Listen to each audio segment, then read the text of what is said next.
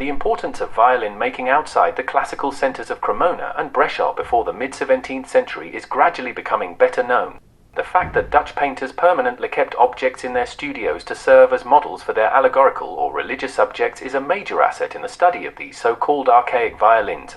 They are repeatedly depicted with a high degree of realism and detail, often from different points of view.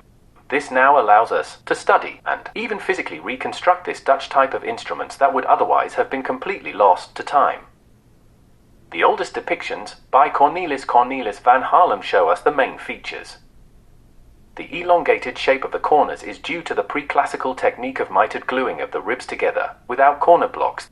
The F-holes have large notches in the center and instead of a straight cut at the ends of the so-called wings, sharp angles at the top and bottom circles, which have the same diameter.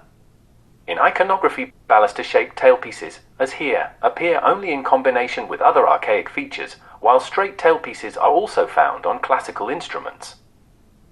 In Peter Claes' work, the archaic features are at least as prominent. The bass violin in the still life in the Louvre in Paris had an additional fifth string. The violin hanging nearby on the wall is seen several times in his still lifes, including in Nuremberg and in Amsterdam. In the latter, the middle edge around the scroll has been omitted to create a deep central groove, but otherwise the violins are identical. The depictions show the glued joints of the mitered corners and the very thick sides of the peg box, which require recesses on the inside to accommodate the highest and lowest strings. The tuning peg handles have the characteristic crescent shape, called the Old Dutch screw by Hoogstede. The C-bouts, as with the Alemannic violins, were only bent at the corners and left straight in the middle. Incidentally, the straight part of the rib slightly protrudes in almost all the violins Claes depicted. This indicates that its maker had bent the corners too far, then neglected to correct them and then simply forced them into place, causing the center of the C-shaped ribs to bulge. This is precisely the peculiarity that allows the violin in Claes' various paintings to be identified as one and the same.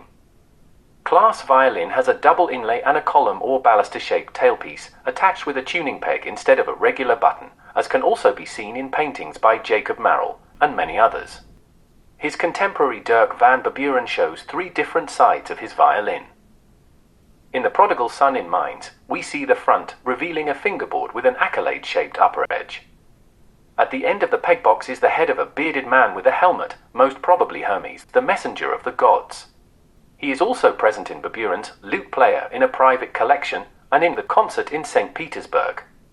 The back, now facing the viewer, is decorated with an inlaid pattern near the heel, which is very small. This indicates a one-piece top block and neck construction, an archaic technique that remained in use in some regions until the second half of the 19th century.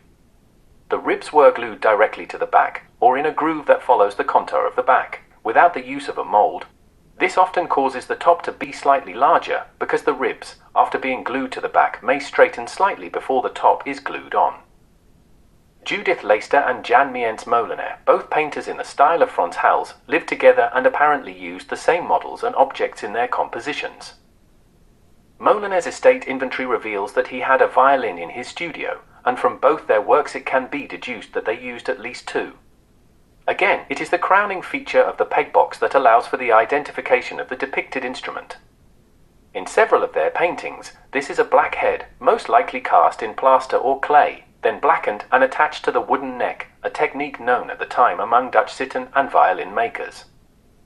Their other violin, crowned with a scroll, is shown in full frontal view in Judith Leyster's The Flute Player, in the National Museum in Stockholm. It is one of the finest representations of the archaic Dutch violin type. It was customary to wedge the bow, here with a white turn tip, between the fingerboard and the strings, as can also be observed in Gerrit Doo's paintings. Until 1640, Doo lived near the prominent street Rapenburg in Leiden, where instrument maker Andries Asseling also had his home and studio, holding a virtual monopoly in the city. So it is likely that the archaic violins in Doo's paintings are detailed depictions of instruments made by Asseling himself. In 1646, the latter sold several violins to amateur musician Johannes Theseus, and in official documents he was explicitly mentioned as a violin maker. Theseus owned instruments by renowned makers, including a lute by Laux Mahler, a harpsichord by Andreas Ruckers, and viols by father and son John Rose from Bridewell. This says something about the quality of the other instruments in his possession, including the Violins by Asseling. Many of the Dutch makers traceable in the archives were part of the then current migration to the northern Netherlands. Asseling came from Pomerania in Germany, and violin makers from Flanders, where the craft had been flourishing for some time, also brought their craft to the north. The larger size instruments, for example the bass violin in Peter Codd's work, display the same archaic features as the violins.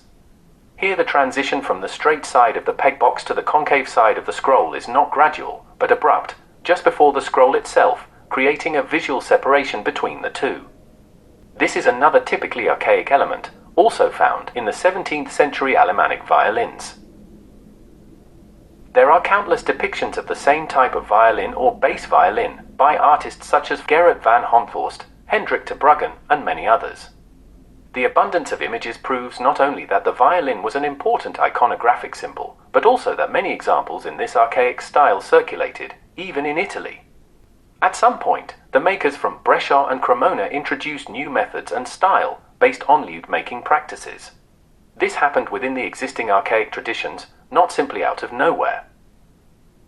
The bass violin, often depicted by Molenaer, already bears some Brescian influence, especially in the shape of the sound holes. The wings are more elongated and not as sharply cut. On the other hand, the archaic cutouts of the nut and the crescent-shaped peg grips are present, so we can speak of a stylistic hybrid. As Italian influences became more prominent in music in the north after the treaties of 1648, violin making evolved toward the classical Italian lutherie style and construction. This is evidenced by Dutch paintings from after the mid-17th century by artists such as Peter de Hoogh, Everett Collier, Willem van Mieris, and others. The archaic instruments went out of fashion and disappeared.